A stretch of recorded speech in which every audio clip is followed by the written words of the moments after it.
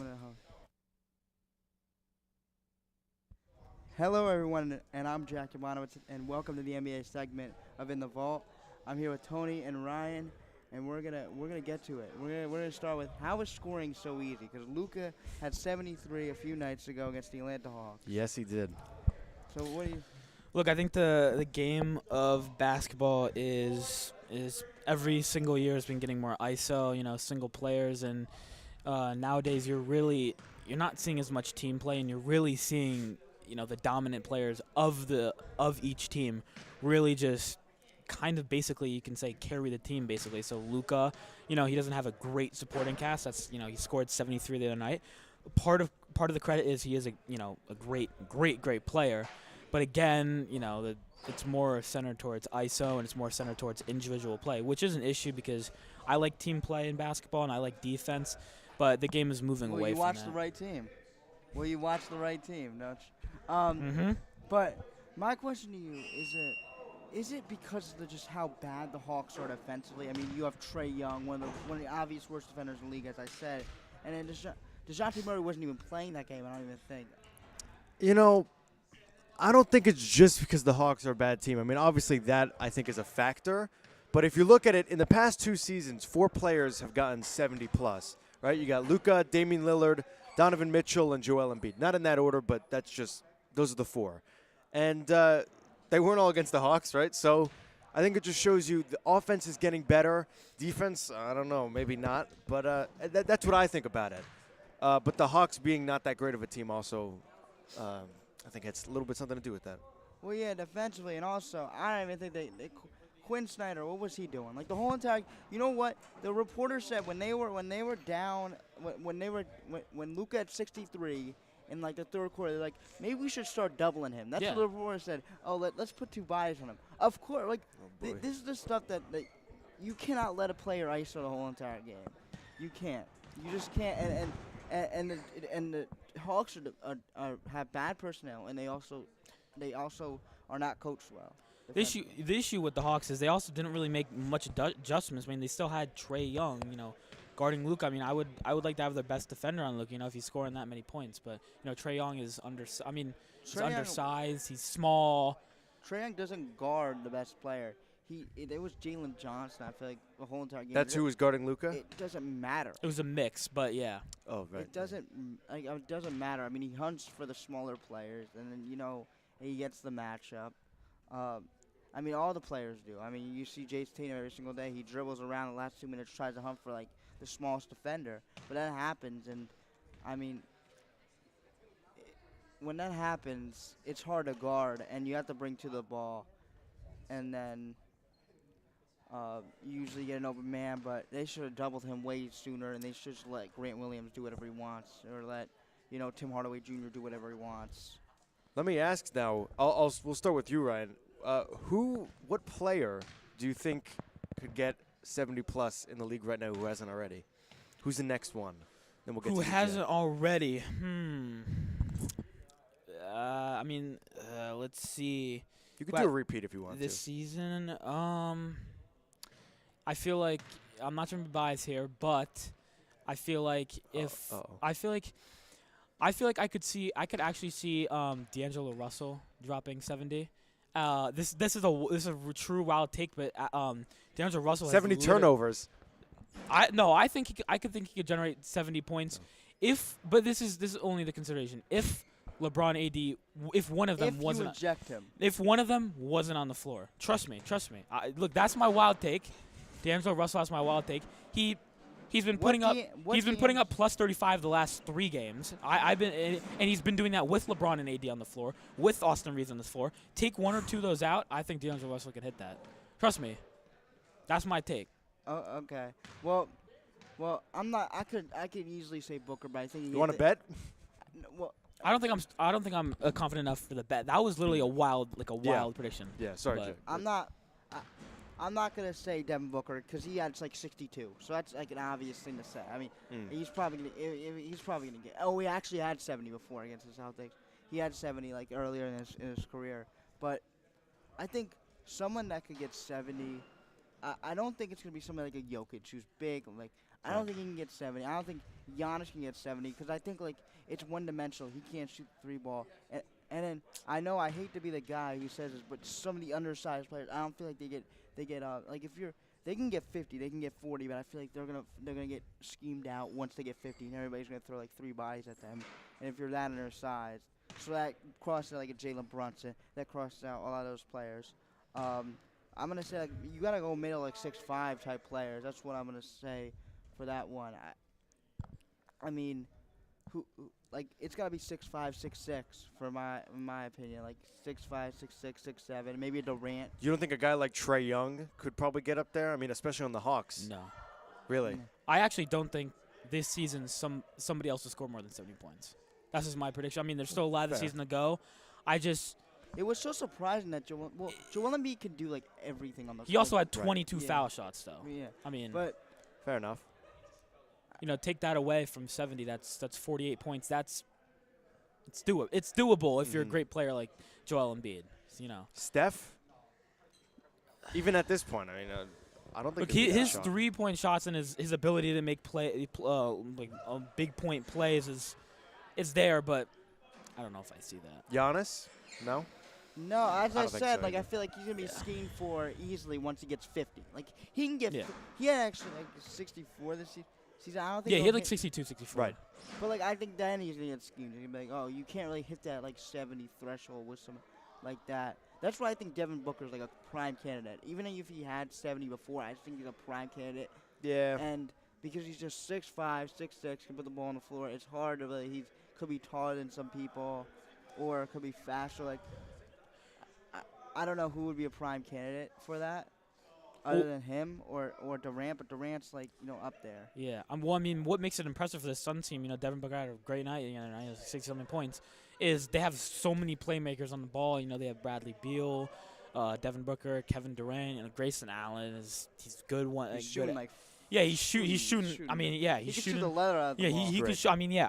So it's really impressive for Devin Booker to get that many points. But I don't know. Devin Booker and Kevin Durant, they could be up there to get 70 points. But I don't know if it'll happen by then. It's kind of surprising Kevin Durant hasn't yet. I mean, just because of how good of a scorer he is. I mean, he can literally make a shot from anywhere.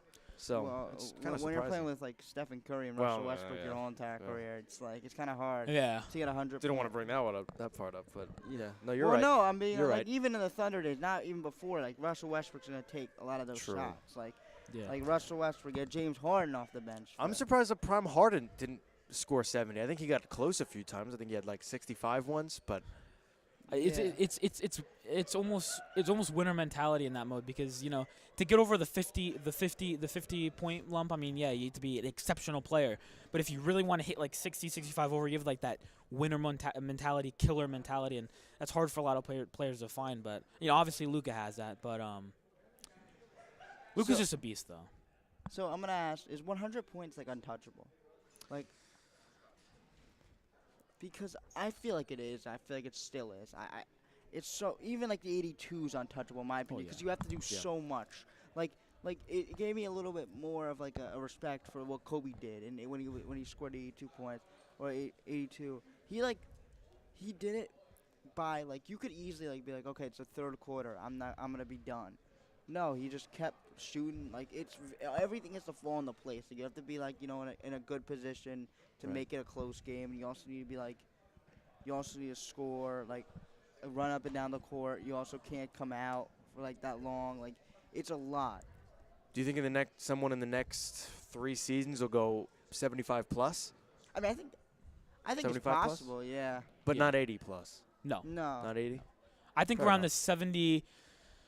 I think what Luka hit 73. I think 73, 74, 75, 76. That's the mark. I don't see any players in the next few years actually getting over 76 or 77. But I could see players over the next few years possibly maybe getting to 75. But Maybe in the next 20 years or so, there'll be a player that by then there'll be developed big like Victor type players that are like over 7'3" and then they're amazing shooters. They can score from anywhere, like a way taller Kevin Durant in a way. I think Yeah. that is the only shot at anyone getting over 100. I could see that as he gets better at his game. Like I could probably see that. Because he's a beast. he can pretty much do everything. So I could see that, and as long as he's the face of the Spurs, and he's the primary guy, then I think he could definitely get the 70-point mark in Fair the next enough. two Okay, seasons. so I want to see, like, the trade deadline's coming up soon. We got a lot of contending teams who might want to make some moves. So what would be your move if you're the Milwaukee Bucks? You don't have a lot of assets. You don't have a lot of assets, but like you can get a cheap like defensive wing on the market. Who would you be looking for? Sell the team. I have to think of that one. Well, I have one in mind, but I want to see. Defensive wing. I mean, I think there's one in Brooklyn, Royce O'Neal. I think that he could definitely be something that helps out the Brooklyn Nets. Not the Brooklyn Nets, The Blue Bucks. the Bucks. I think he'd be definitely someone who could help out the Bucks just defensively. And I just feel like, the Bucks right now, they don't have that primary defender. They don't have the number one defender right now, perimeter-wise. I think Royce O'Neal's been a very underrated player for the past few years. I think Good role player. He'd be a great pickup. I Flies think. under the radar. Yeah. Yeah, definitely. He flies under the radar often a lot. He really does. He would be a good defensive player for the Bucks. I don't think he'd like. I don't think he'll save it. No, I don't think he'll save, and I don't think he'll No, definitely get not. over. I don't think he'll get over 20, 25 minutes a game.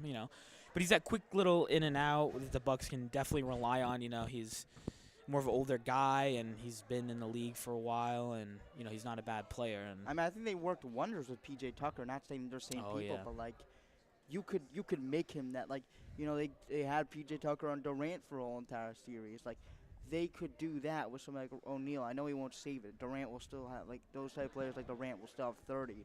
But it's like, it's about having that defender. And I don't see them having that right now. Like, you're going to throw Malik Beasley at the best perimeter player. I guess you would throw Giannis, but I don't know. Like, he's so good in the paint that, like, he could do both, but he's so good in the paint. Do you guys see the Lakers making a trade at the deadline?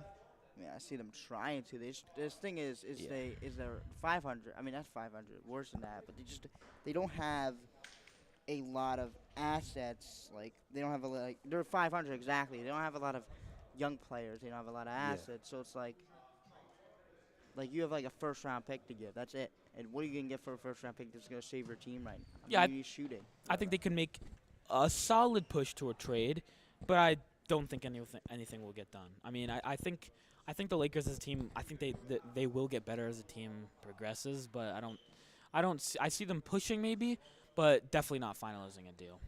I mean, shooting is something that I feel like they look to the buyout market for shooting. I think they have to. I mean, for people who could pick their team, they'd love to be in LA. Maybe not for the team, for the Lakers, but like, they'd love to be in LA. If you can pick your market, you love to play in LA. So I feel like they could swing out there and get themselves a shooter that LeBron will make like the greatest shooter of all time. Right. But so I'm looking here for the East. Another team that I would see to make moves is the Philadelphia 76ers. Now, what would you look to do if you're the GM of the Philadelphia 76ers? Oh, boy. I mean, I think there's a lot to do if you're the GM of the 76ers. I mean, a lot of the moves they've been making over the past few years have really not worked out. And not only have they not worked out, they've completely failed with very high expectations, too. I mean, that's true. Yeah. Thank you, Mr. Reno, for pointing out the Bucks. Yeah, they hired Doc Rivers. That's a whole nother thing. We talked about that before. But, yeah, the 76ers, I mean, I really can't think of something specific that they would need to do. It's hard to pinpoint Again, exactly.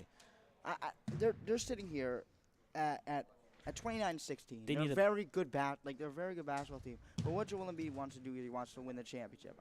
And I think that you have Joel Embiid, Tyrese Maxey. So Tobias who else Harris. is going to put the ball on the floor? Like, Tobias Harris can, but like, you need if you want to be that like, we're talking about finals here. Like, you need another ball handler. And it's like Get another guard. Move Tobias, even. Right? I would look to move Tobias and use those picks. He had his time there, To- He had his chance. I don't know. Like, they would need somebody who could also put the ball on the floor like a guard. I mean, I don't really know right now who's on the trade market. I mean, Malcolm Brogdon, Yeah. Definitely. just Could be a somebody Nick. who can just put the ball on the floor off the bench for that team. They just look depleted without Embiid and without Embiid on the floor. They have Tyrese Maxey, but it's like No, I mean that's not enough. they're Nowhere running near. they're running Oh. the whole game on a Tyrese Maxey Joel Embiid two-man game. It's not going to work for long. Don't No. get me wrong. Don't get me wrong. It's a great two-man game, but you also have to have more things out of that. And the 76ers have learned very well that you can have a good two-man game of Harden and Joel Embiid, but it doesn't matter if the rest of the team won't show up. Let me ask you now, based off these rumors, do you think there's any blockbuster trades happening at the deadline? No, because I think we already got the biggest trade we could possibly get, Siakam. Siakam, yeah. So much have happened before the trade deadline that way before the Yeah. December 30th or December 30th trade. We've had seen a lot before the deadline. Yeah, I mean, the Siakam trade, I mean, it was a blockbuster trade, but I think in a way you could have seen the trade because Yeah. the Pacers are aiming for someone power forward. You just you put the ball in the hand, put the ball in the hands and just take it down. And I think Toronto's, they're not doing well this season at all. I think they're entering a little bit of a rebuilding stage, after being great for the past few years. Right. And I wouldn't be surprised if the Raptors actually traded more. I mean, they did acquire R.J. Barrett, but again, that I think they're also rebuilding. So I wouldn't be surprised if the Raptors still engaged in trade talks. I don't think they're done. So, I'm going to go to the Western Conference, the Minnesota Timberwolves. I don't think they do anything, but, what would be a player that, you would want to add to the Minnesota Timberwolves? Well, what is it exactly that they need right now? I think they need some scoring off the bench. Whenever really Mike do. Conley is off, I think they need another scorer. I mean, I could say you could look to the buyout market of Kyle Lowry, but it's like, do you what? I wouldn't bank it on him. I just wouldn't. I would.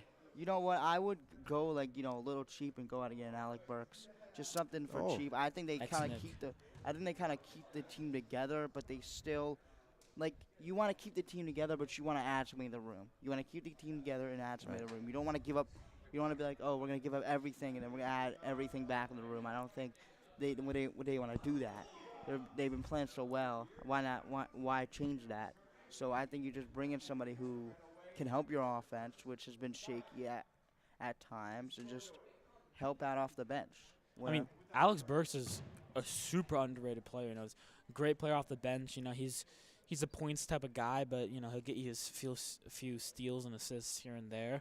So I think that if the Timberwolves can target someone like that, that'll definitely help them because Timberwolves, I think they have one of the, if not the best starting five in the league. They have Towns, they have Gobert, they have Anthony Edwards, Mike Conley. I mean, they have players that can play everything, and they're such a complete team, and they're a good team, Anthony Edwards, he's popping off, and he'll be insane the next few years. He will. Athletic ability, and I just wowed. But a bench piece is definitely something that you need. So acquiring someone like Alex Burks will definitely help their scoring off the bench.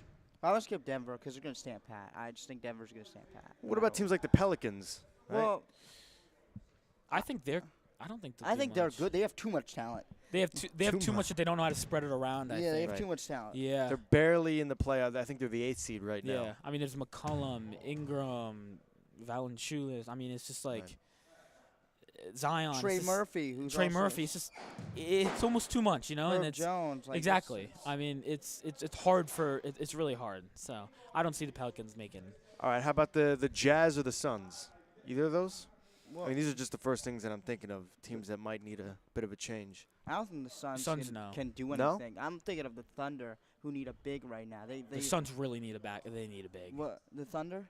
The Thunder, yeah. They need a yeah. big. I mean, they need a big off the bench. They have Chet, of course, but Jalen Williams, he's good. He's a good three-ball shooter, but the Jalen Williams, the center Jalen Williams, not the one that's up and coming and is a star, but that Jalen Williams off the bench, he's pretty good, but it's just it's you don't have that size off the bench.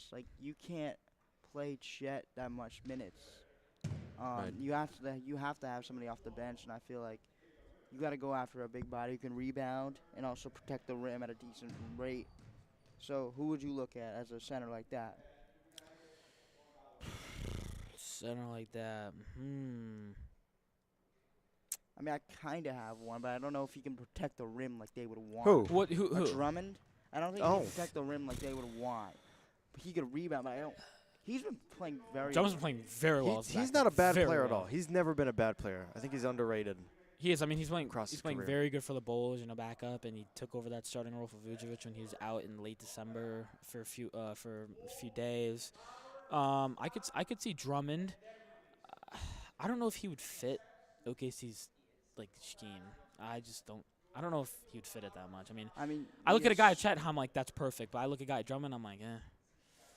I mean, what do you think OKC's scheme is? I think their scheme is more of an like I don't know. I think Stretched out. they type? stretched out, but they look for all of their players to score, and I don't think Drummond's a very good scorer personally. I mean, he's a good scorer in the paint and everything. No, actually, no. Even in the paint, he's not. He's a huge guy, but he's more of a rebounding guy, so he could be essential and a big piece off of the bench, but I don't see him making that big of a difference in this team, in the OKC team. So I don't think it'll hurt the team at all, but I don't necessarily think it'll help them either. Yeah, he's barely 10 points per game player, especially now. What I'm thinking is, I know you would want spaced out, but look, I just thought of something. Atlanta Hawks center Clint Capella. It's not done his best this season, Wow. but I think that they're willing to part ways with him with Okongwu coming on. Okongwu is, he's up and coming, and Capella. I mean, Capella's he would definitely be a good piece, but I personally don't even think he's really a bench piece. So Really? I don't feel like he's a bench piece. I think he can.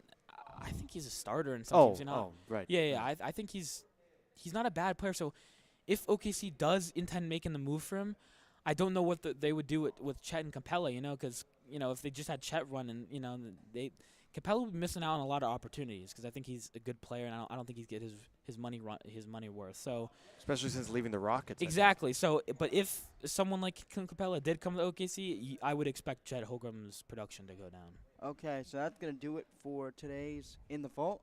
We'll see you guys in the next segment of In the Vault. I mean, I won't see you, but there'll be a next segment of In the Vault, and we'll see you later.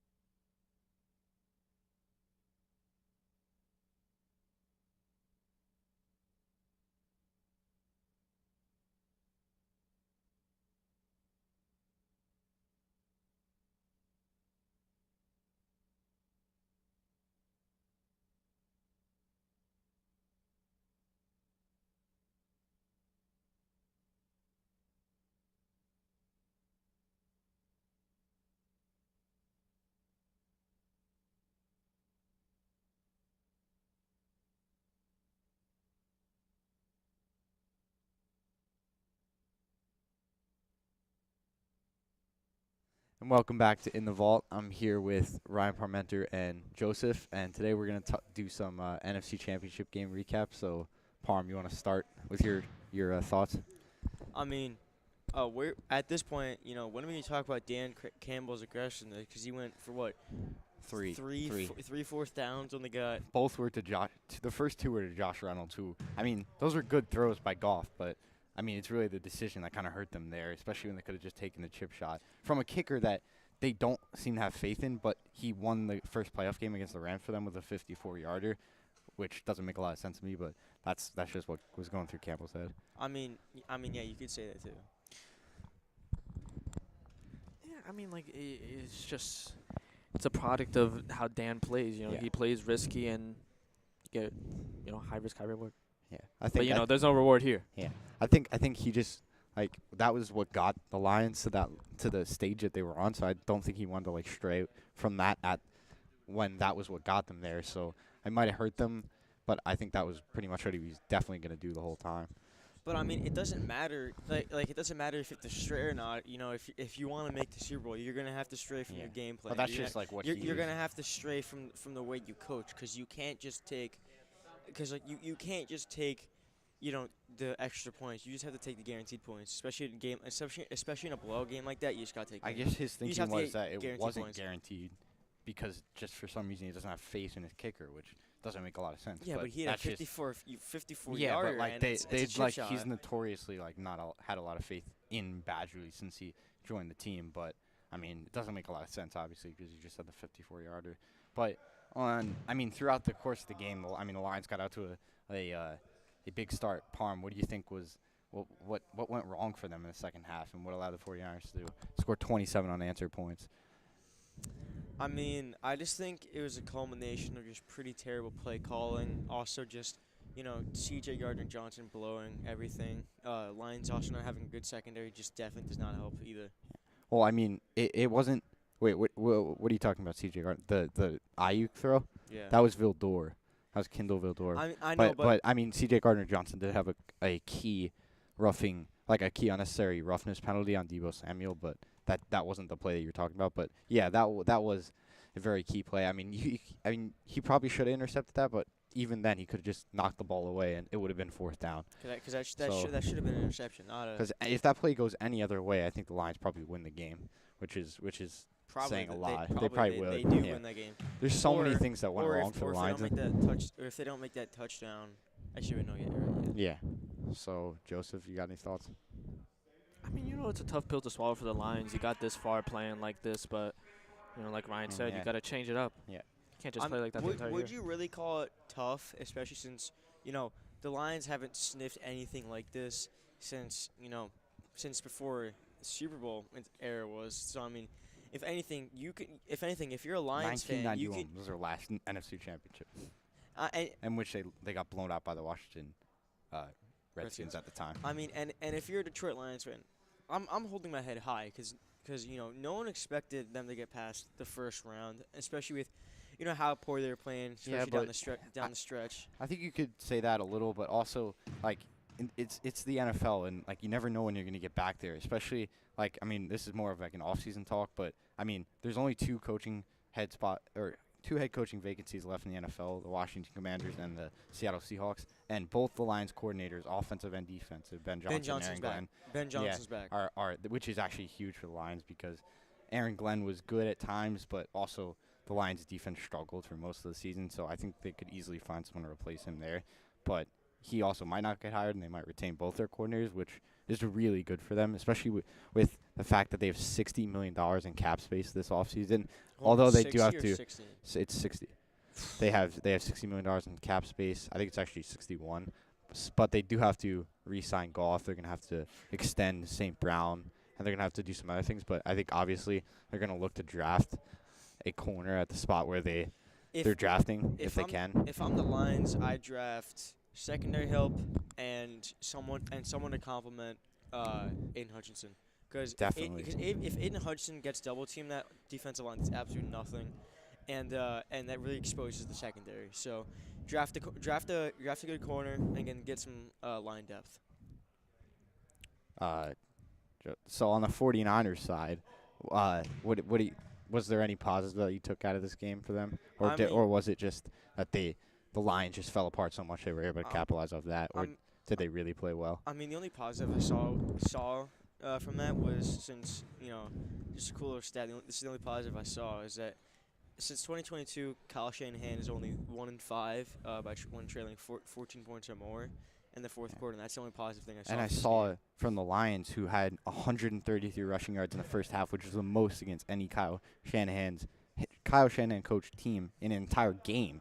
So that was really impressive from their aspect. But the 49ers they were able to capitalize off mistakes and kind of things that would only happen to the Lions. Like that IU catch was like a Lion thing to happen. That's such a Yeah. Lion thing. So to me, it wasn't as much as the 49ers played such a dominating half. It was just the Lions kind of gave away the game, frankly, with bad decisions and poor play from their defense. When watching that game with my dad and seeing that catch, that's such a Lions thing It to do. is. Like It that, really like is. no, that would not happen to anyone else except for the Lions. Especially mere 15 minutes away from the Super Bowl. Joseph, you have any thoughts on that on the 49ers side? I mean, I just think Brock, he's a little. I think he started off games- shaky, a little bit in the beginning and the first half. They really did nothing. It was 0 in the first quarter, 7 in the seventh. In the seventh, seven in the second. My bad. Second. But 20 Brock was 21 a to little. 7.5. Brock, he played a little shaky in the beginning, and then he really picked it up at the end. Yeah. Using everybody. Yeah. McCaffrey rushed mean- for 90 yards. Yeah. But I mean, he had 98 and had 138 total scrimmage yards. I Yeah, believe. like no, he had, but he had that's 90. just He had 90. CMC. Yeah, he did have 100. He had 90 and 48 receiving yards. But I mean, that's just him pretty much every game. I mean, yeah. I mean, So- like I think It was actually one of his least efficient games Which in is recent history, which is still ridiculous. This is The fact ridiculous. that the fact I that think any 90 average rushing running yards back to have 20 carries and 90 yards with an average of 4.5 Would be happy. definitely take Would be that. happy, And but, 2 you know. touchdowns and 48 Yeah, no, receiving no, yards. like I feel like really the two biggest holes on this team. I mean, I was really surprised that Kittle wasn't really involved in this. I mean, Kittle's what do you never, have? Kittle's never He- involved. Kittle- but, like, Kittle's no, there. no, He's, but he's kind of especially- like a side character. especially against the- only thing But I mean, No, he okay, caught okay. the basically the, Okay, the let's be turning real here. point. Let's be the real here. Packers. Kittle does not catch. Kittle does not show up on the stat sheet much, but when you watch the film, he's much more impactful than you think he is, especially because he's the best blocking tight end in the NFL. But I mean, especially against the Lions middle where they frequently give up a lot of yards and touchdowns to tight ends, you thought he was going to be really effective. But the Lions did a good job limiting him to like 2 catches or something like that for 30 yards. So that was a positive on their end, but it just wasn't enough. In my mind, at least, the two biggest holes on this team is quarterback and kicker. For Jake, the 49. Yeah. Jake Moody has been absolutely horrible since he I mean, got their drafted. secondary has been also problematic as well. their And I secondary- mean, you their- can say their what you team want has about also their been pass rush, but when they don't generate, I mean, it's pretty much when they don't, just similar to Lions, except for obviously their names are of a higher quality.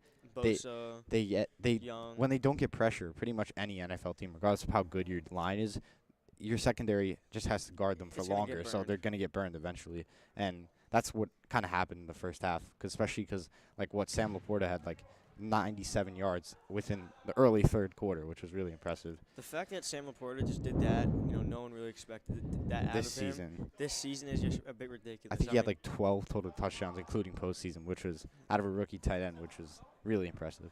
I mean, but they don't call Iowa University Yeah. for tight end. They don't call Iowa University tight end university for a reason. you guys got any other final thoughts? No. All right, so that will do it for our recap of the NFC Championship game. We'll be back shortly with the AFC version.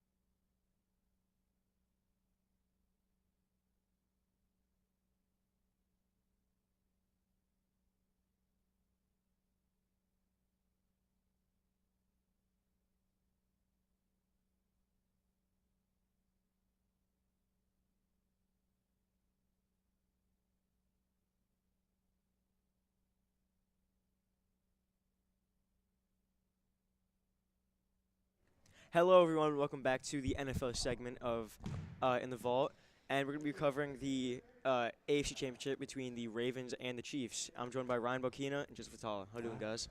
I'm doing great. Doing great. Not so good after the game. Okay. I mean, not a very well played game by the 49ers. Not 49ers, sorry, by the Chiefs or the Ravens for that fact. I mean, that was a pretty poor game overall. So, what do you think, Matt? I mean, I think it really came down on the Ravens side. It really came down to the fact that they let their emotions really get to them. A lot of the, a lot of the, there's, you could, you're obviously gonna hear on the internet the refs were being paid off, that whole thing. But like, I don't think that. I don't think always that was the really thing that is though, much. this always It's happens with the Ravens. Yeah. This always happens. I think it really just comes down to like the Ravens have kind of a young team, so they let the emotions get to them. So I think it really came down to that.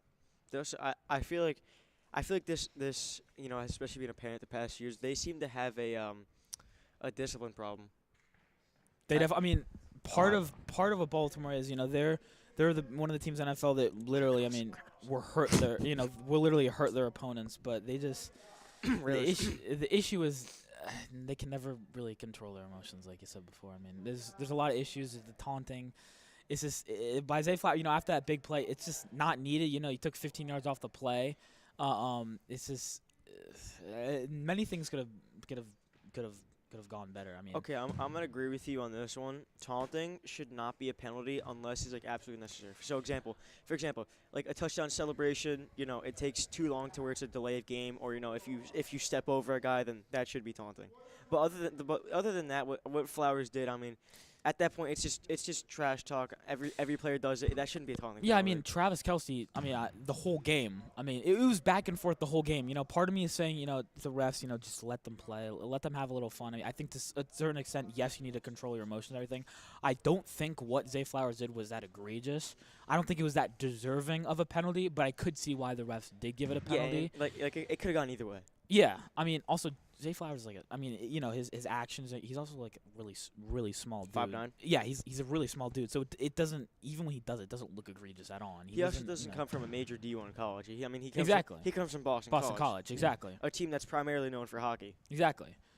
So it's just, but there's many issues going on with it. I mean, the offensive line for the Ravens was just disappeared. I mean, it was just, and Lamar is just, he played well the first few games. I do still like his ability to, get out of the pocket and make big plays. That's one of the great things you're getting out of him. One of the not so good plays you're getting out of him, or the very negative plays you're getting Lamar, is his ability in the clutch. He is not really a clutch player at all, and he gets shaky in the last few minutes. He gets nervous, and when he feels like he needs to make a big play, he tries to make a big play, but it's a dumb play. Like he tried to throw it out likely in triple coverage, which is, I mean, Yo, you want to? I was rewatching that clip. Why was he calling for the ball? I don't know why like this He called for the ball because at Triple man that coverage. time Black he Josh was Allen. when he called for the ball earlier, he was in double coverage. So either way, you shouldn't throw the ball in double coverage. And then a safety was coming to help. So it was just a done play from the start, and it was just. And then like you can. I've heard like people say that like there's a possible PI there, but that brother was not catching it. It was behind him. He wasn't catching that. It was in the first gone. I place. mean, he wasn't catching it at all, and it's this awful throw. I remember watching on TV.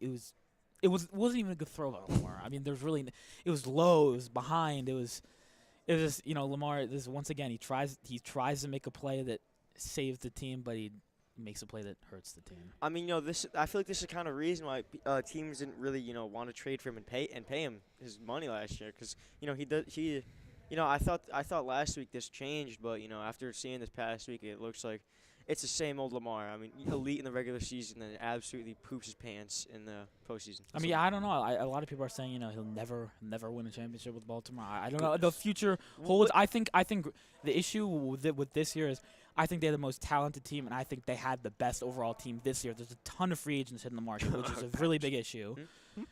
Ton of free agents hitting the market. So I think the year that they could have done it would have been this year, which is really a pain in the butt. So. I mean, another problem though is also, pull it up again. Oh yeah. Their running backs. They the running game was atrocious. Lamar was 8 for 54. Justice Hill went 3 carries, 3 yards. Gus Edwards had 3 carries for 20 yards. Yeah, you have your 2 running backs for combined 6 designed running plays. Horrendous. I don't know what Todd Monken was doing the whole game. They go for 6 carries and 23 yards. Exactly. I mean, the Ravens, before this game, I mean, they had the best run offense in the NFL, and it wasn't even close. They just blow everybody out. And maybe Todd Monken should have listened to his wife. She said, why don't you call the plays that work? I mean, maybe she was right. Maybe she was right.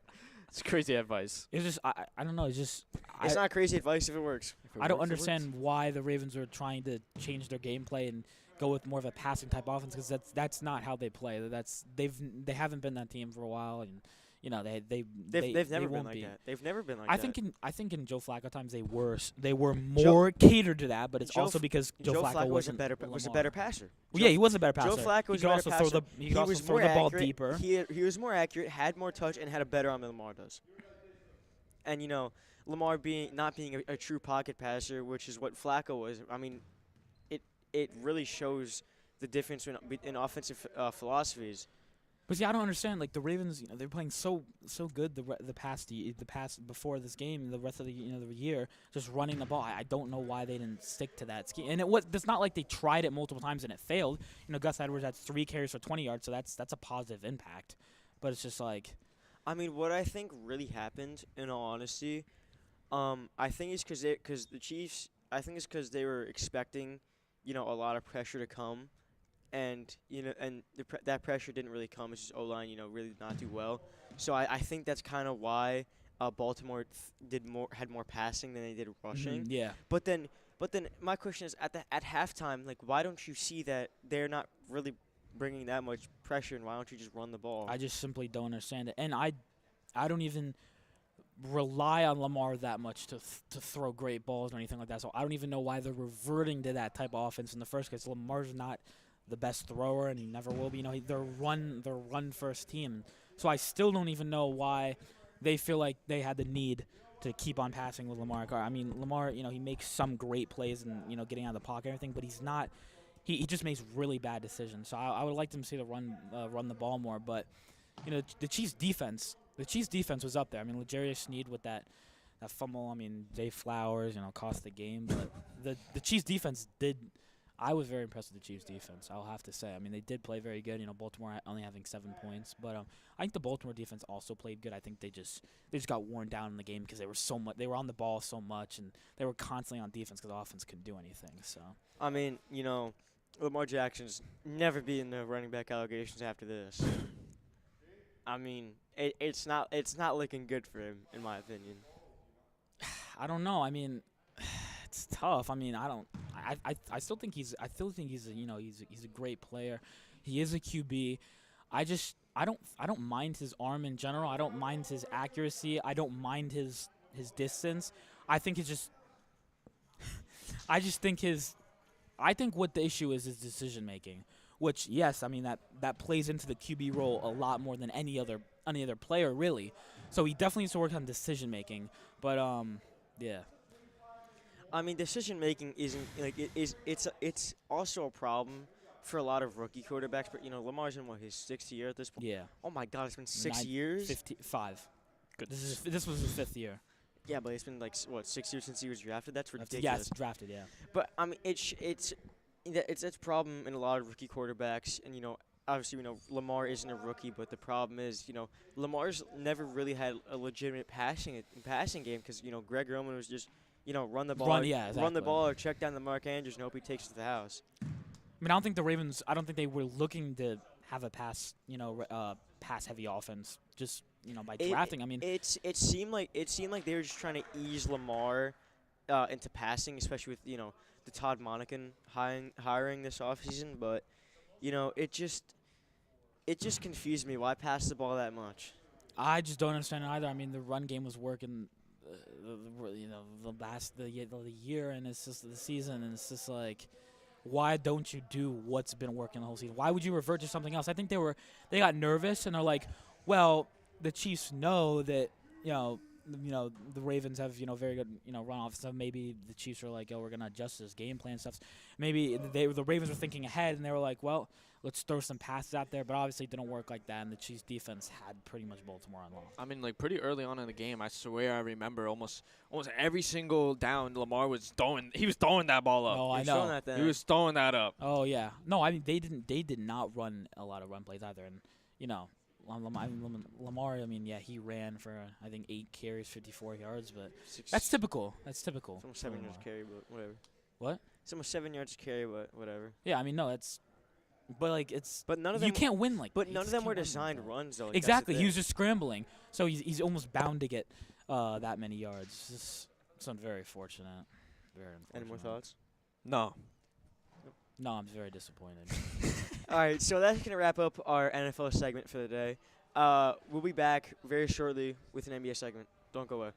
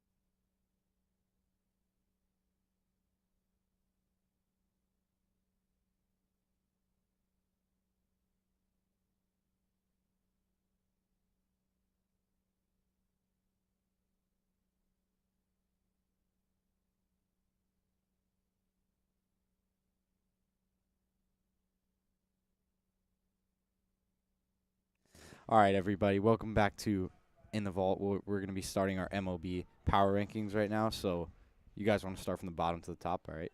Joseph, I got my list ready. What do you got? All right.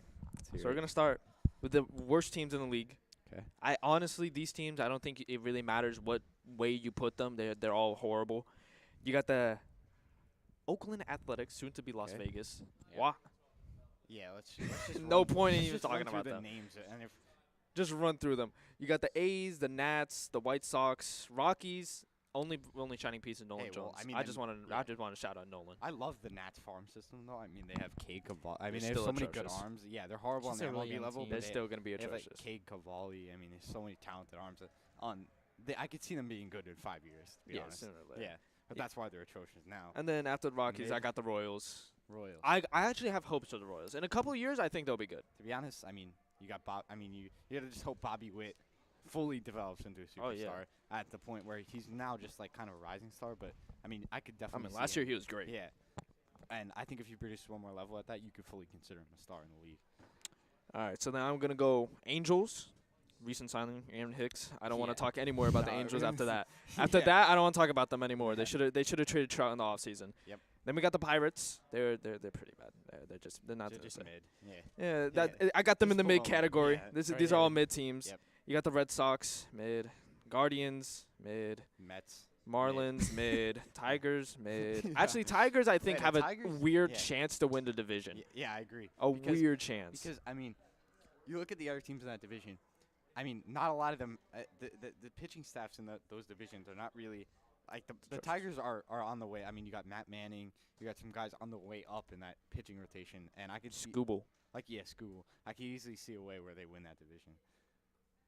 Oh, and what's it called? They had that reliever that was weirdly good, Alex Lang. He was pretty Yeah, good last Alex year. Lang, yeah. And then they also have what's his name, Gregory Soto. Oh yeah, out Is of he even bullpen. good anymore, yeah, though? He's like he's not- so good. He's still very pretty good. I mean, he had something like 25 saves last year, Mhm. which is pretty solid. All right, and finish out the mid category. We got the Mets, the Padres, and the Cardinals. I think the Padres have hit a hard fall Yeah, off. I think there's got to be a lot done. I mean, I think you got to have an overhaul of that front office there. I mean, you look at, I mean, the aggressiveness on some level has been good there, but just they haven't given themselves any flexibility with the contracts they made, and I don't know why. People are flaring up like Trey Bogarts. Like what's that gonna do?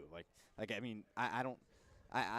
The whole decision for them to sign him in the first place, trade him in the first place, I wouldn't necessarily agree with that, but I don't think now that you have him, you get rid of him.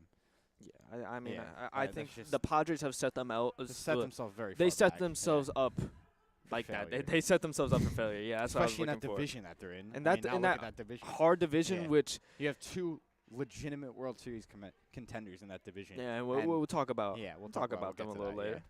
Cardinals to finish off the mid. The I Cardinals. mean, the Cardinals are the Cardinals every year. I mean, the Kind of the Cardinals. same. yeah, Yeah. they're always in the mix of it. I mean, you got some young talent. You got Jordan. I mean, are they going to keep Jordan Walker at the MLB level the whole year? This They year? should. Yeah. His only issue is that he Yeah. can't field. Yeah, but I mean, have you seen the guy? Have you seen the guy hit? Oh, When he get in can- this.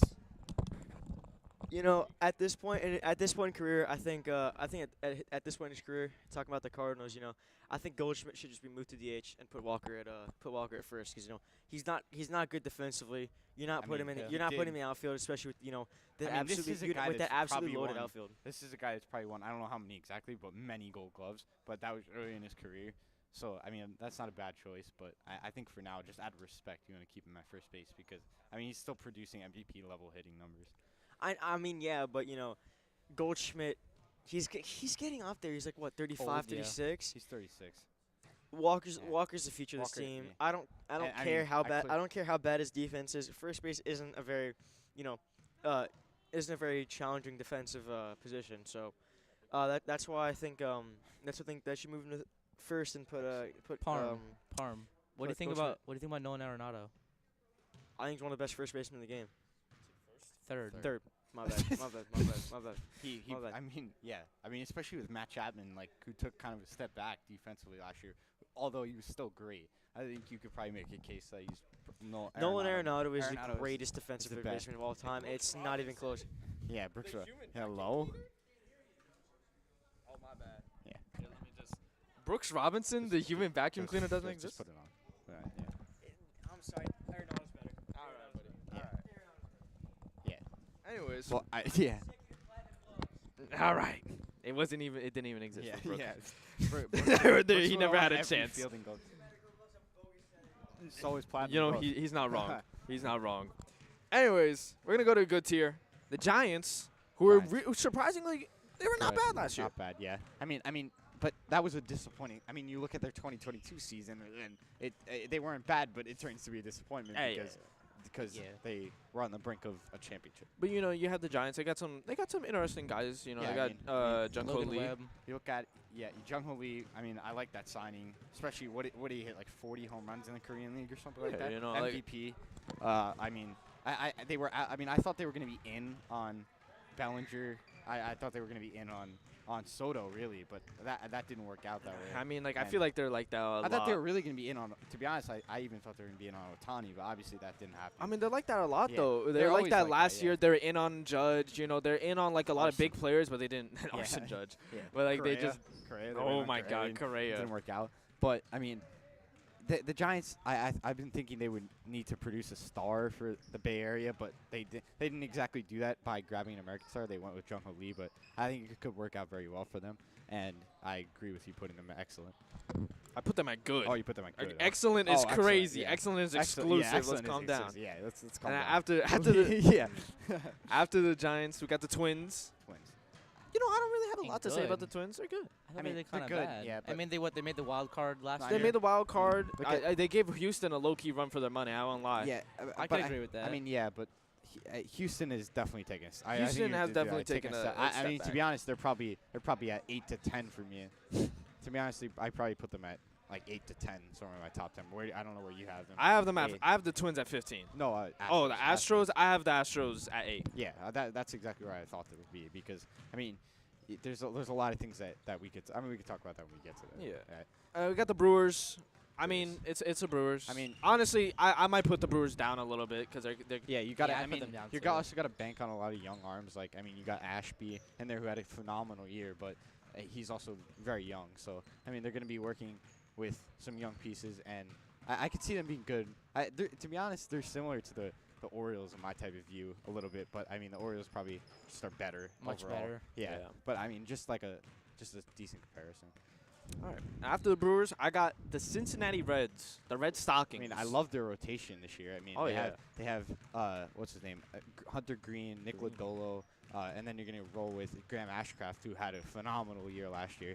But those are legitimate top 3 arms in their. Jonathan India and his incredible defense. I mean, India, like, where would he go? Honestly, what teams really need a second baseman like that? But they signed Polanco. Oh, yeah, that's true.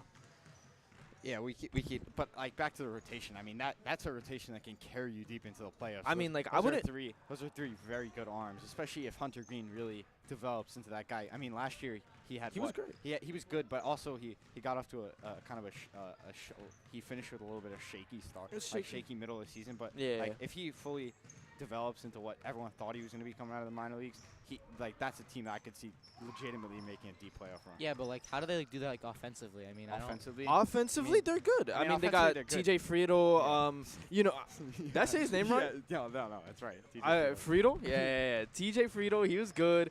Matt Yeah. LeClain, I really like him. He was pretty good, but he was a little bit of a bad bit merchant. I won't lie.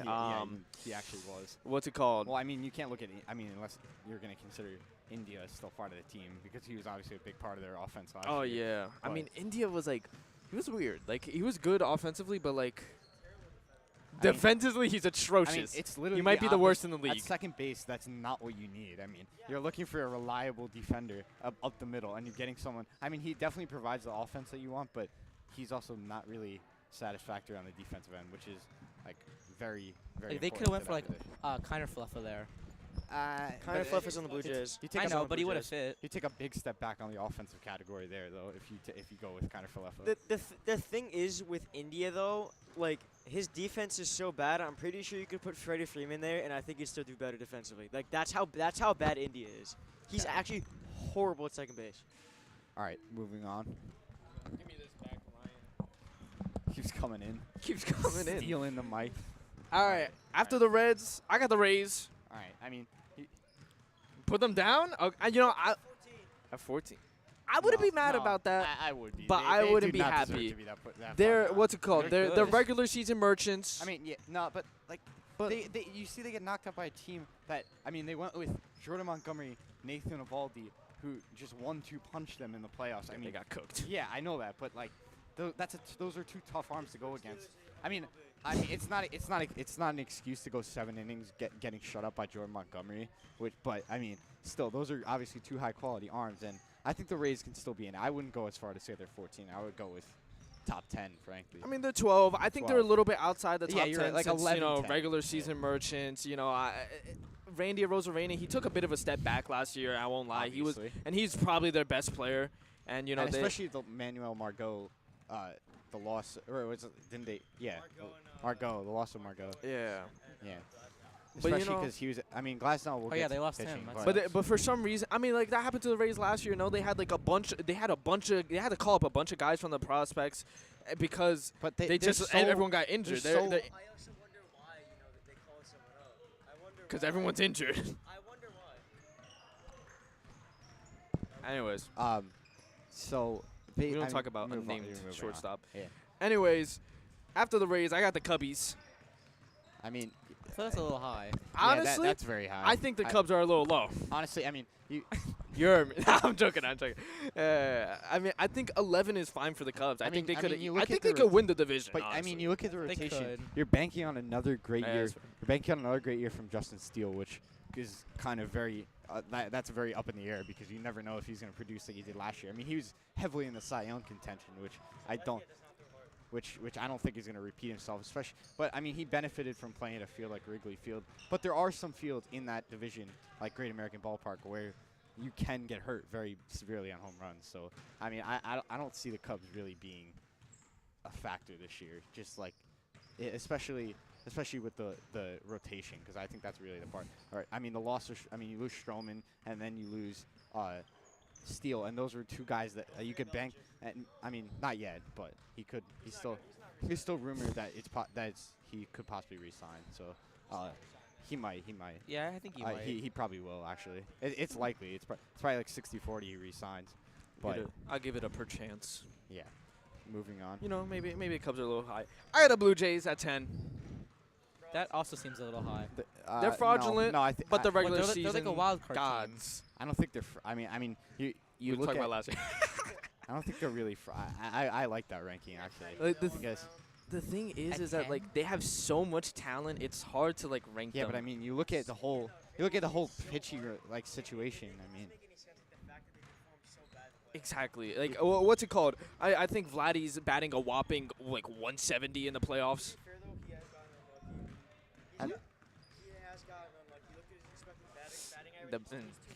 The BABIP is crazy. Well, I mean, you look at the pitching rotation on the other hand, though. I mean, you got the whole situation with Alec Manoah, and then you have, like, I mean, are you really banking on UC Kikuchi to be like to be like a high level starter for you? Kevin Gosman, yeah. wasn't he like second in Cy Young voting or something? He was phenomenal, and I could really see that continuing to occur because I mean he increased his average velocity from 93.5 miles an hour to 96.2. So I mean, especially pairing that with his like absolutely outstanding splitter, I definitely think he could obviously probably win a Cy Young this year. I mean, he'd be a pick for me. Garrett Cole back to back. No. Anyways, I'm getting into the excellence here. That was a good tier. This is excellence. Phillies. Starting off, we got the Orioles Orioles at 9. I think that's fair. I mean, yeah, I like it. I'm Yes, sir. I'm looking. Anyways. I don't know if I agree with that. I don't agree with that. You don't agree but with that. How? I do. I could see the Orioles. I think Orioles are a team that can I do. play up to. Who Orioles do could the play up to Orioles have as pitching? Grayson Rodriguez. Okay, Felix besides Bautista. Grayson, Felix you can't Bautista. you can't survive 162 games off of one guy. No, Craig Kimbrell is they gonna use him as like a setup guy, or how long is Felix gonna be out for the whole year? Yeah. Dang, that's tough. He was really good last year. Well, I mean. So I mean, I'm looking for a big step forward. Obviously, out of Grayson Rodriguez, but obviously they have no one left on that rotation, and the bullpen's a little shaky. So I mean, you're depending on. I mean, you could see a sophomore slump from a lot of those guys that really kind of helped them. Adley get to will the point place they were at 5th last in year. MVP. Yeah, Adley. Yeah, imagine. I really hope that does happen. I love Adley so much. Great personality. Of course you do. All right, moving on. Anyways, we got at 8. We got the Astros. Talked about them a little bit earlier. Low? Really? I think that's a little low. I think the Astros, I mean, like, No, I agree. the rotation. I like that, Oh, right? you want this? I'll give it to you. Take it. I mean, the Astros, you know, they're going to be a great team all around. Obviously, they're going to be a great both postseason and regular season team. I get that they're you know, getting up there in age, but I mean, it's the to be Astros. honest, you can never really, you know, not count on them. No, but I see a lot of good things happening for you. I think that you could even put them higher than 8 this year because I could see I could see him put it higher than the Yankees. Honestly, because Christian. I mean, I'm looking. If I had to pick an AL Cy Young, just like a pick right now, I would probably pick Christian Javier because just for. That's a horrible pick. No. It's a horrible pick. That's not a horrible pick. No, I don't like Framber Framber. looked It's kinda just bad. because I don't like Framber. Yeah, he also got rocked by the Angels in one start. So that Dude, yeah. picking Christian Javier is basically like picking Justin Verlander to win the Cy Young at this Hey, point. I'm sick of going with the typical guys like Cole and. You can't be freaking- sick if it yeah. works. It works, but also I want to change it up. And, about and also he's just so fun to watch. What about my king? I'm way too high on this guy. Way too high. Yes, little JV. He's very good. He's good. He's very, very He good. got rocked last year. I won't lie. Remember when people were saying Forrest Whitley was going to be the next an AL Cy Young We don't- contender? Yeah. We don't talk about that time. So, all right, moving on. 'cause Moving on. The Astros are always going to be in contention. I got the Mariners at 7. That's a little high. What do you mean it's a little No, high? I like it. Well, The they Mariners- signed Jorge. They have a Love good. Julio. They got Trade Julio. for him. excellent rotation, Excellent. a nice offense, and an excellent bullpen. I love Julio. What makes them not in the top Yeah. 10? Yeah. They might be top 10. Yeah, but I don't but know about okay, so the 7. Orioles are too young. They're in the top 10. I mean, I think the Mariners probably have the potential to be better than the Orioles because they have a better rotation. They have a better rotation and Wait, what? Okay, but but they're in the same but, division as the Astros, who are incredibly good towards the end of the season and in the playoffs. Mariners were in the same division as the Rangers That's a and the bad take. Astros. That's a bad take. That's a bad take. The Mariners. Okay. That's a bad take. And Vaughn. arguably the second hardest division in the Yeah. league. I mean, in my opinion. Arguably. Moving on. Moving on. I got the D-backs at 6. I think you probably put them. I mean, A little Probably higher. put them Probably higher. put them But down. I don't know. I feel like the D-backs, I think they're going to take a little bit of a step back this I year. agree. I agree. I mean, Yeah. I mean, you want to say Corbin Carroll too? Hey, but, yeah. don't disrespect. Yeah. Corbin. My bad. I forgot my Pacey King. And I Alex mean, Thompson. Yeah, I mean, Alec Thomas just, I mean, except for that, the we don't want to talk about that dive, but aside from that, he was phenomenal. Getting PTSD. Yeah, especially in the playoffs. So, I mean, I could see them having regression, like you said, but also, and again, all these teams could really play up into the top 5 with the potential that they have. Oh, yeah. And then my most biased pick, the Yankees at 5. No, I think No, I got them at 5. I think you could put even the Mariners, Orioles, or even I mean, I wouldn't put the D-backs over them, but the Mariners. Okay, buddy. The Mariners. Rodon is due, okay? Yeah, He's okay. due for a Due for comeback what? year. Third in Cy Young next year. You heard me. Nope, you heard me. You heard me. No, that's not a bit of a stretch. I could see that. They're actually definitely top 10 happening. at least. At No, they're- minimum, they're top 7. No, they're top 10, but they're not. I I you think they're could like put multiple 7 to teams above 9. that you listed. I think you put them above.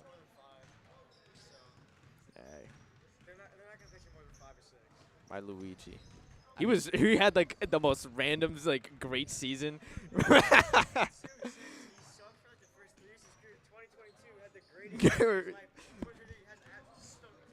Does nothing.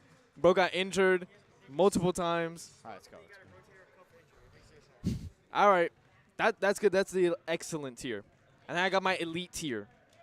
We got the Phillies, the Rangers, the Los Angeles Dodgers, the Atlanta Braves. Yep, I agree. The Braves are definitely the best team in the league. I mean, you look at this rotation. You're gonna go Strider, what's his name? Morton. Elder, I don't know. Morton, Sale, and yeah, Morton's on the team. Morton's like the 3-starter, and he had a phenomenal year last year. So I mean, that's a phenomenal rotation right there. That's probably the best. That is the best rotation in the MLB. So, and you're gonna and you're gonna rock with the MVP, Matt Olson, Austin Riley. I mean, Ozzie Albies. There's just so Money much Mike. talent on this team. Money Mike, yeah. Michael Harris II. Yeah. I call him that. I'm pretty sure it's his Instagram handle. Yeah, Money Mike. Yeah.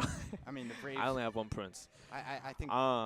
So, you guys got any last thoughts on those elite tiers, except for the Braves are the best team in the MLB? I'm just curious how the Braves are going to get down the playoffs because, I mean, Yeah, but- that's not what they did. They couldn't execute Yeah, but the Dodgers last year. Yeah, but the only other team you can make an argument to be better than them is the Dodgers, and the Dodgers haven't gotten it done in the playoffs either. They've only won one legitimate World Series in 35 years. Yeah, but so in their division, there's also the Phillies. What do you in the Dodgers division? Oh, the Braves. No, division. yeah, Okay, Braves. Yeah. Yeah. And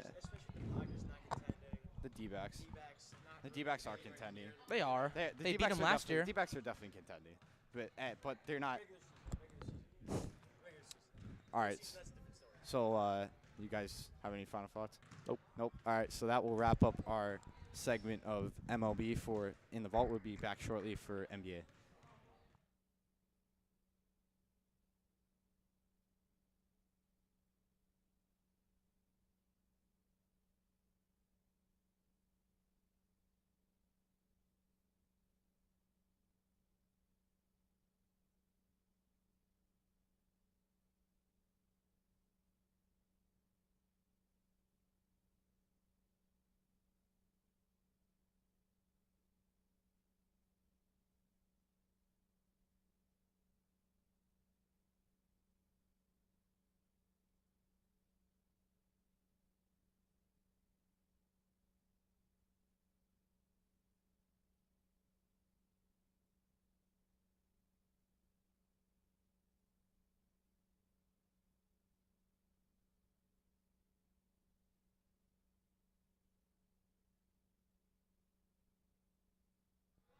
And welcome back to In the Vault. I'm here with Ryan Bukina, Jack Lebanowitz, and Jack. So we're going to talk about the top 5 point guards from both the East and the West. So what are your guys' thoughts on the East? On the East, I'm gonna say this. I think it's Halliburton, Brunson at the top, and then you look, and I think you look after that. I mean, there's a lot of good guards in the East. I feel like, I mean, then you gotta see Maxey around that. Maxey I could don't know be- if I'm missing something. If I'm missing, I mean, I th- Donovan Mitchell. I think Donovan. I mean, he's a shooting guard. I think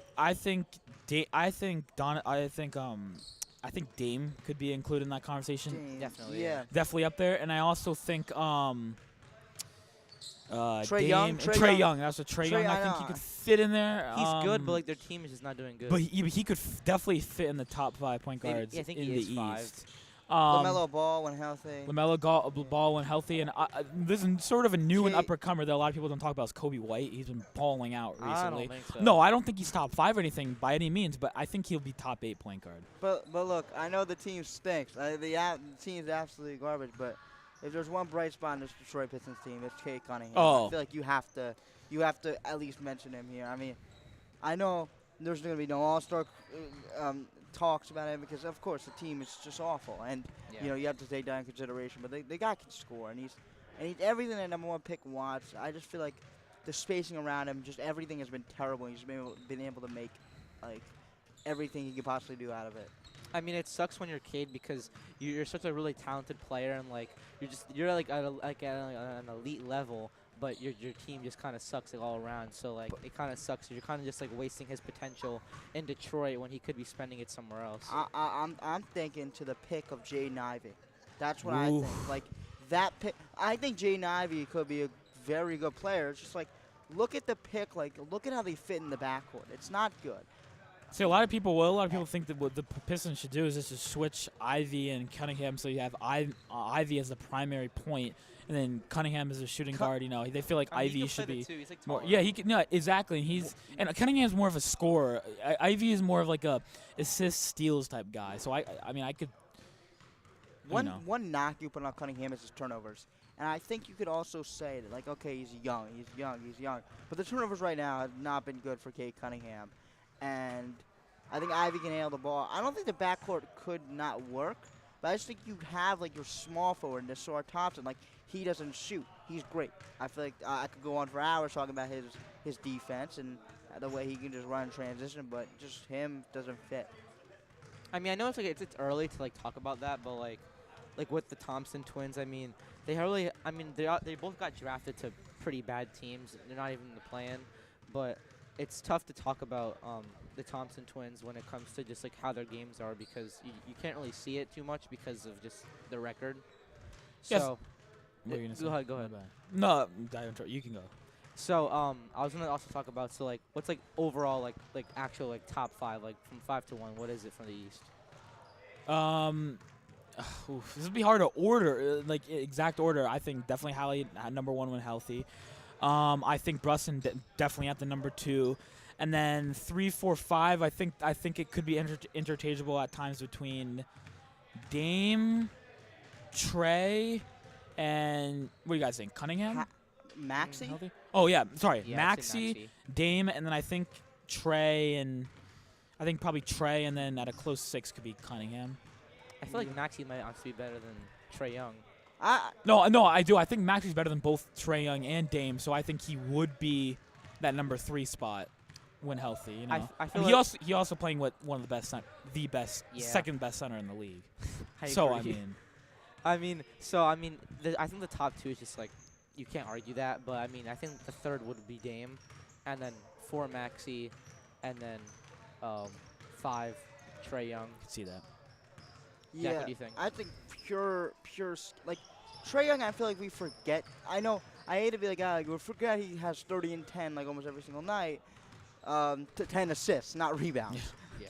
But we forget about that. He can't play defense, and I know we said this a lot, but he still averages 30 and 10 a night. I feel like I know the team stinks, but you have to put that in consideration. I like the spot on the list, but I want to tell people that don't forget about Trae Young. He has 30 and 10 every single night.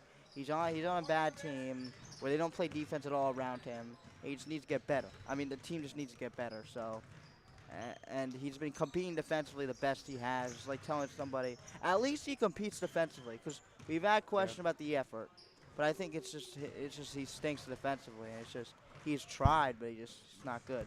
It's just impossible for him to really play good defense at his size. He's 6'1".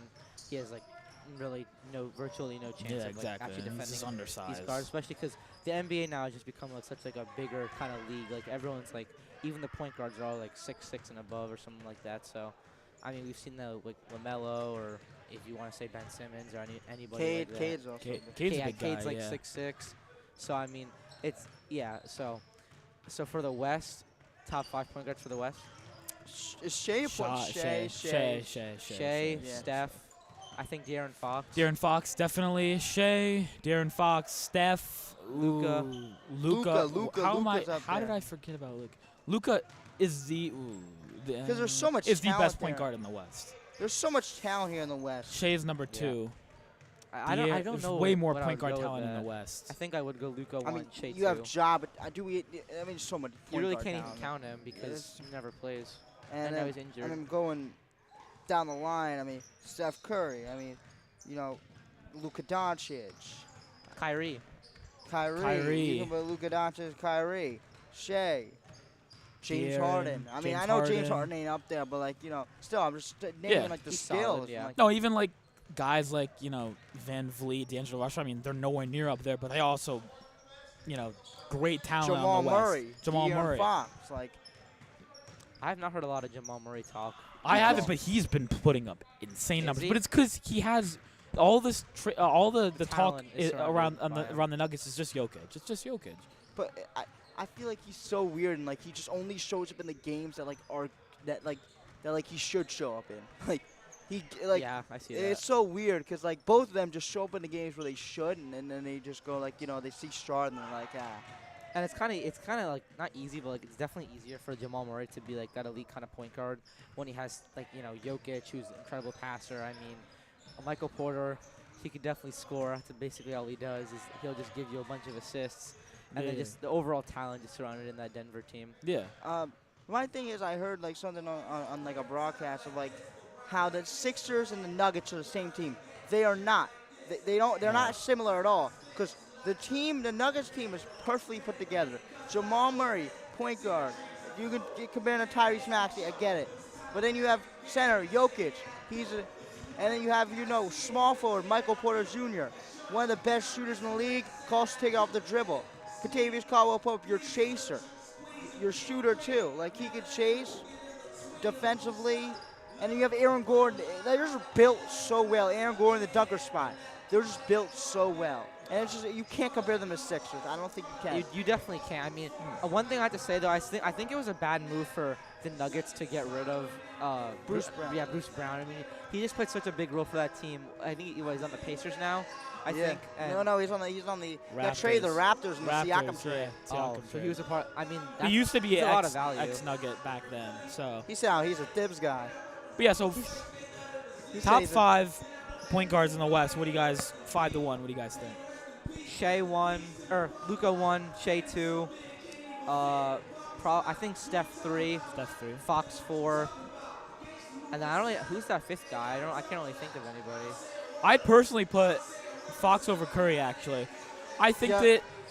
right now I'd put Fox over Fox is Curry. unguardable. I said this every single Fox time. is unguardable, and look who else Fox has on his team. He's still producing insane numbers. Look at Steph Curry. No offense, he has really nobody else on the team. Yeah, I mean, everyone's just kind of like washing up. Everybody's just there, They're just showing old. up, and they're just like Draymond Green. Yeah, he's great veteran. He has anger issues, obviously. If he plays, yeah. And he really has an issue with his head, but like. He's like the other game, he had like 6 points, like 12 rebounds, and like 8 assists.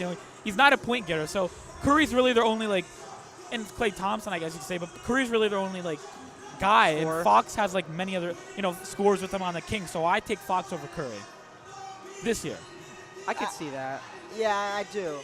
I think you have I'm saying I want to say Shea over Luka. I do. I really want to. I know he just scored 73. I understand that. But Shea right now, the way he's getting these whistles, the way he's just getting to the line, he's completely. I know Luka gets his whistles and everything, but I just feel like Shea just does it at a different level. You space him out. You have 5 out.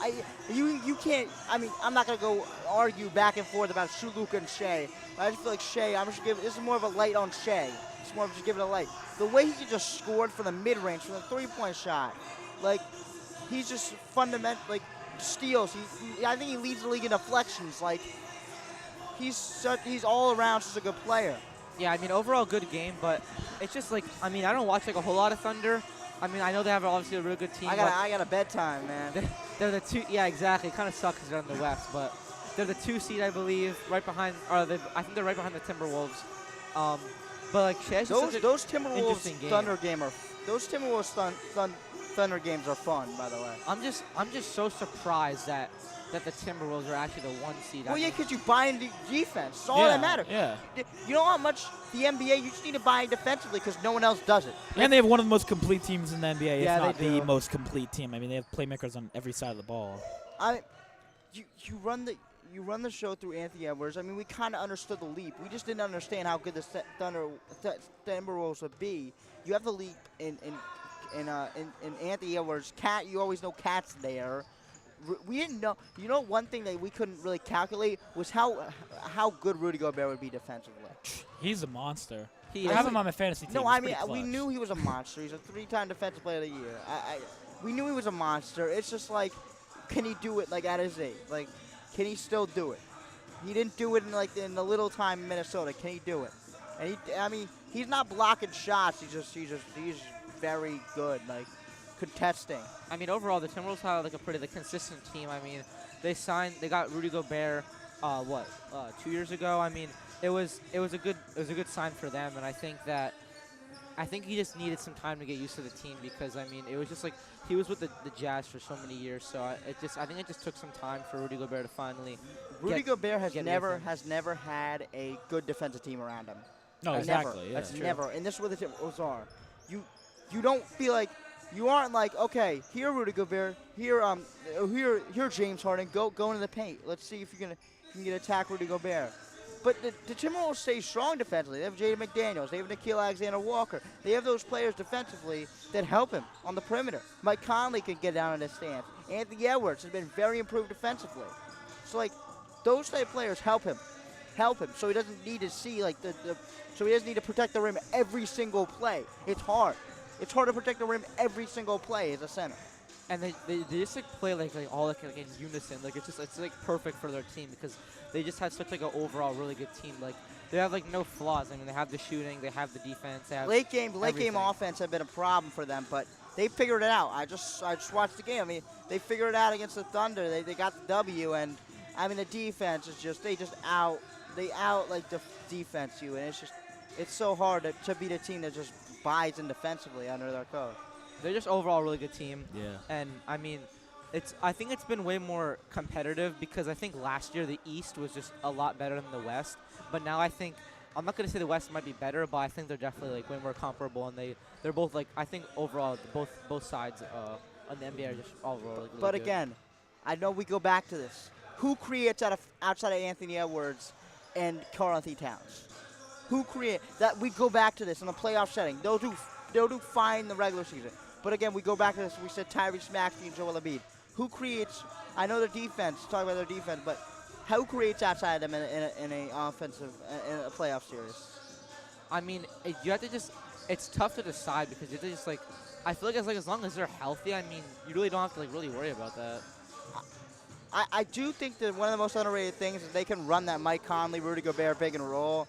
They're both like, it's so fun watching them play because Mike Conley, Rudy Gobert can pick and roll. I felt that I've seen that for every single year I've been alive, seen those pick and roll back to the Utah Jazz. It's so much fun. It's just like run that pick and roll. They know each other very well, and I think that's one of the most underrated things of them bringing in Mike Conley. Mike Conley's a ball player, and I think he's someone that the Lakers would have loved to have. He would have been great. But they are stick with D'Angelo Russell. Yeah. We're gonna get DeJounte Murray. Yeah. I think that they Maybe. should trade for him. I think they should trade D'Lo for him. Yeah. But I don't. That's not gonna be enough. And there's better packages out there. Yeah. Yeah, there There's definitely better. are. I think they don't have to also go for him. Agents, other people like more willing to get traded. They also need to go. They don't need to go for the big names. Yeah, they don't. They don't. They've been stuck up in the big names for about so many years. Stuck up in we're gonna get Russell Westbrook. How did that pan out? Like, look, you see a Dorian Finney-Smith on the market. Go get him. He might not be the most biggest name. He can shoot the three ball, play defense. He won't blow you out of the park with his name, but he can do a lot for you. I mean, the Lakers are just really looking for like an elite point guard. I think that's really all they need. Like they have the defense, they have the size, they have the experience. I mean, they've made I think their mistake was that they just made so many trades. Like in the 2020 season when they won the championship, they had all the pieces together. They had the defense. I mean, they had Dwight Howard, JaVale, Anthony Davis, LeBron, Caruso, who I think was really slept on. I think he's doing great in Chicago. Great. I mean, they would love to have that guy back, wouldn't they? I mean, Oh yeah. You see the players that like went to LA and then left LA and then were so good. It's like you guys need to keep those little names type play like a Caruso. You need to keep those players. You need those players. They don't understand it. They want a Russell Westbrook. They want a James Harden. James Harden played great, but you want a James like. You need to stick to those players like Caruso. You would be in such different position if you had Caruso and Mike Conley right now. I know it might sound like it's such a little thing, but you'd be such a big. Yeah, I agree. difference You gotta to go the for team. those little names that can like really just shoot the 3 ball, and then it's if either you get like a 3-and-D kind of guy, or you also just get like 2 like smaller names, but one of them could really shoot, and one of them could really play defense. I mean, a 3-pointer, a guy that shoots threes that I think is kind of slept on, isn't worth like maybe a whole lot on the market, would be Buddy Hield. I think he's been playing really good, but I think the Pacers are definitely not willing to give him up this early. I don't know, man.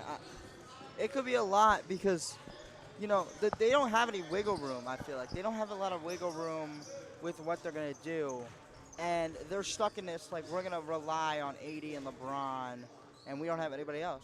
So you need to get that defensive. They're all like they have Cam Reddish, but he can't shoot the 3 ball. He's done wonders defensively for you guys. Done wonders defensively. Yeah. But it's just like you're running Taurean Prince off of screens. It's not going to work for you guys. Like, I really don't understand why they signed him. I mean, they didn't. He's the best signing you guys have had. But him and Cam Reddish have like similar games. The way he has shot the 3 ball for you guys have been great. I think Prince has definitely been a better shooter, but I think Cam Reddish has been better. Yeah. But I mean, the way he has shot the 3 ball for you guys, I don't understand why you guys hate him. Like, I know he's up and down, but he shot the 3 ball for you. he's All very you up want. and down. I mean, he's been the last person you want to hate on if you're the Lakers. And I don't know why they play. Okay, I don't know why they play that game. Like, let's blame one person. What about if the whole team? Like, what happens if it's just the whole team? I know Darvin Ham's not the greatest coach on the market. I know Darvin Ham's not the greatest coach. But what happens if it's just like the players, the personnel? Like, what happens if it's just that? What happens if you just end up in that I think we problem? talked about that on another ITV episode. I forgot who we were talking about. It was the Bucks when they got rid of Adrian Griffin. I mean, this is just both sides of the ball. They just defensively. I mean, defensively they have a culture defensively. I mean, they can play good defense, but then offensively, you play Jared Vanderbilt. There's no reason to. I know he just had like a pretty good games, but there's no reason to. He's got played out of playoff games because of his lack of shooting, and you already are handicapping your lack of shooting. Why do you have to go for somebody like Jared Vanderbilt to start and play so many minutes when he doesn't shoot the basketball for you and he's just gonna clog the paint for somebody like AD? See, but that's why I think because they got him last year in that Timberwolves deal. I think. I feel like he was actually solid. I mean, he's a solid. When you pick him up, he's solid. He can play good defense, but you're playing him so many minutes to be a guy who just got played off a playoff series, just got played off the court because he can't shoot, and just leave him open the whole entire time. And you add it on to Cam Reddish, who also is going to get played off the court. If there's any hope in you guys making the playoffs, he's going to be one that gets played off the court. So you guys just need shooting right now. I mean, I feel like you guys are just looking in like, you guys are just looking for this ball handler. But what happens if you have those and LeBron and AD? You just need shooting around them, and you have Cam. Like your starting lineup is D'Angelo Russell, Cam Reddish, and like you don't even start Austin Reeves. Like what's the point there? They have been recently though. They have been. Yeah, they have, but it's been all up and down, like coaching, players, but. I don't feel like Darvin Ham has been gave the right. I mean, he hasn't been able to do like a lot. He's trying his best to create a culture defensively. He put out a lineup that is good defensively. He's tried his best. He's given his best out there to put out a lineup that's good defensively. I mean, I don't know what to say about this Lakers team. We've talked about a lot. I mean, final thoughts, Ryan? Anything to say? The Lakers? Just anything that we talked about. I mean, not really. I mean, you guys kind of, We talked about it a lot. yeah, you guys Yeah. kind of covered, most of the Lakers. I feel like the Lakers could be doing much more with what they have on their squad. I mean, they have a starting unit full of great players. I mean, I just think that they're not meeting what they should be doing, so they're definitely underperforming. But I do think the Lakers will pick it up as the season goes on. Jack, anything to say? Yeah, I do think they'll pick it up. I think they'll be the 8th seed. I think they'll be the 8th seed. I think they'll play a Minnesota Timberwolves team very well. But at the end of the day, I just don't think they can make it out of that because they just will get played off the court, especially by great coaches in the league. Will just play them off the court, and that's what they did. That's what Mike Malone did. Grant, he has so much talent that he has, but he just played them off the court. We know that they can't shoot. Why let him? Why cover him so harshly? Why be putting their hands in their jersey when we could just give them space and guard other people like LeBron? Okay. Overall, great conversation, great topics. It was fun, and that was In the Vault, and we'll see you guys on Thursday.